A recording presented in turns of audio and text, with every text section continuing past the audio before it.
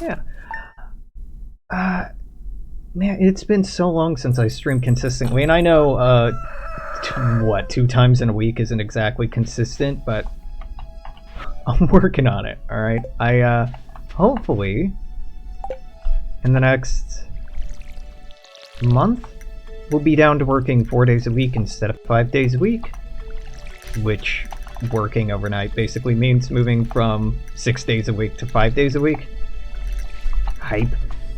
So I should have, God willing, I should have a day every week where I can actually make content and do shit I want to do. Besides having a day every week where I frantically try to squeeze in all the stuff I need to do to stay alive, plus relax a little bit.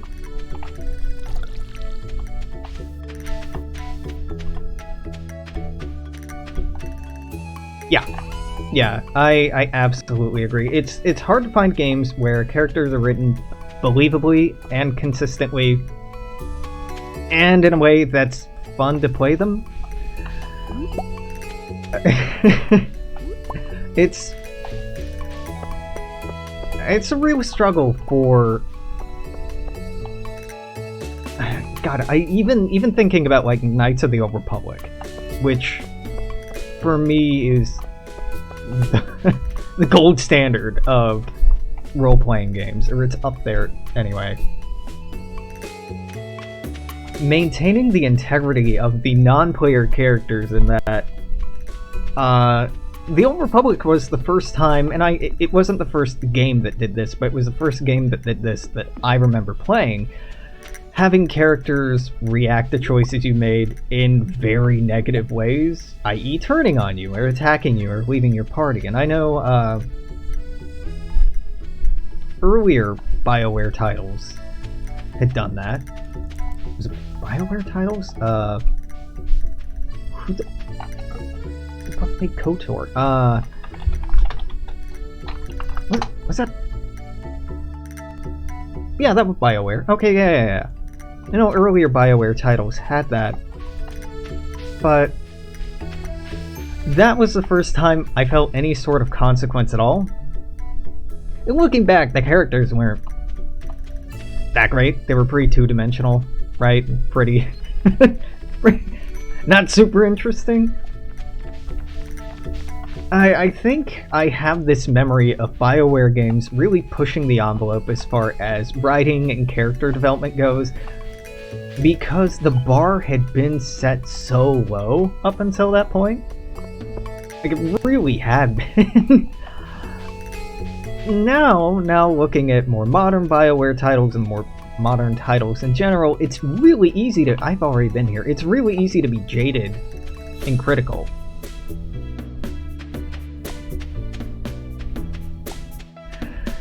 Yeah, when it comes to running games, tabletop games, or any kind of collaborative storytelling, it can definitely feel like tug of war. There's in a healthy or ideal environment, and of course everybody's idealized tabletop role-playing game environment is different, but in mine, there's this adage thrown around that it's all about improv, just saying yes and to things. I sort of agree with that, but no but is also pretty important. I think that I feel like you're sitting down with a group of people and you're telling a story together, right? So they should have agency and authority to build that world with you. I like being in groups where is the game master, dungeon master, space master, whatever the fuck it's called in the game that we're playing. I'm just another player.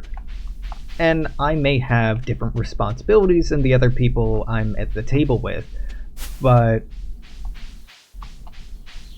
I don't like the whole Gygaxian you are God thing. I can do it. I can run games like that, but it's not fun. I don't want to be telling you about this fictionalized world that I imagine I dreamt up and oh, look at how creative I am. I want it to be more about, hey, here's some themes I want to explore. Here's some things I find interesting and exciting.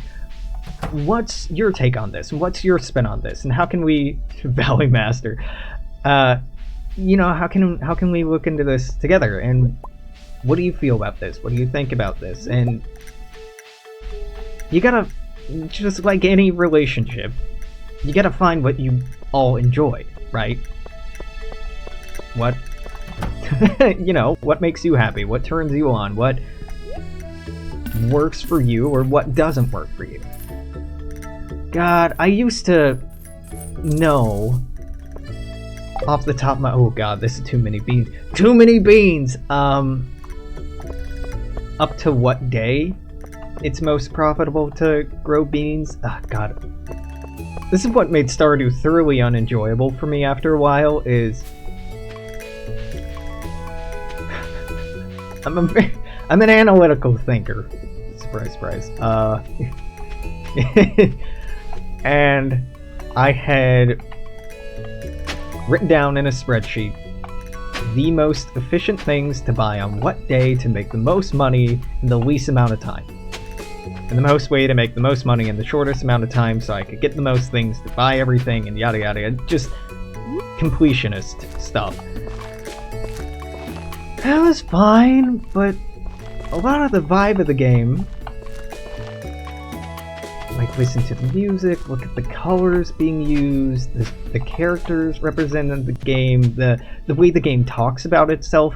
What Stardew wants to be about is not worrying so much about all that and retiring to the country to live a life of farming and relaxing and focusing on relationships instead of making money and deadlines and the bottom line. But at the same time, it's a simulator game and the mechanics reward you for playing it as industriously as possible. Stardew Valley has this really interesting juxtaposition of what it says it's about and what mechanically it is about, because you're rewarded in money and energy and time are really the three limiting factors in this game, right? Everything takes time, most things cost money, and most things take energy. So you're constantly trying to accrue or make good use of these three resources that you're presented with. And even though the game starts with you leaving that dang old job in the city, you're just exchanging one form of labor for another, and yeah.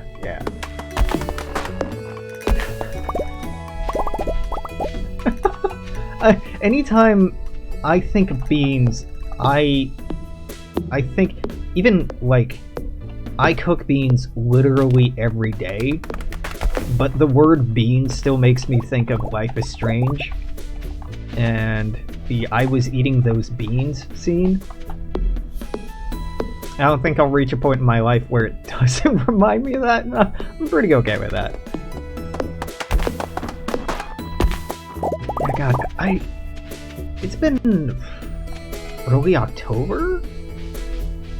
Mid-October, maybe, since I stream regularly? Yikes.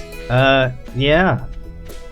November was pretty good, actually. I've been buying a lot of furniture and getting my apartment even comfier. I have the soundproofing right now.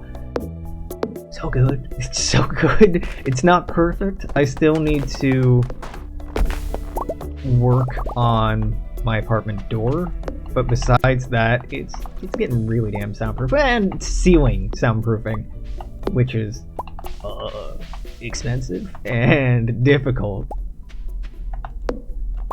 but it's getting pretty good. I'm a pretty social person. I'm a pretty outgoing person. I like being around other people, talking with people, engaging with them, but when I don't want to be around people, I want to be able to just shut a door and not hear or see the world. And I live very, very close to the Seattle Center, where the Space Needle is, where a lot of loud events are, and not so great. That's a rate for that. And I also live in an apartment building with people who don't work night shift. So soundproofing this place has been a high priority. I really like the people I live with. For the most part, they're really respectful and quiet and nice, and I feel really lucky to have the neighbors that I do. Like, there's occasionally drunk college kids or drunk young people, but dog, that's cool. And for the most part, it's like young parents and like nice, quiet people. It's so nice. So I don't have much to complain about, but I've been working on small improvements to the soundproofing. I've been researching different kinds of plants. NASA did a study. Oh god, it's been like 40 years since the study was done on the different air purifying qualities of different plants. So I've been trying to test out different species of plants with the lighting available in my apartment.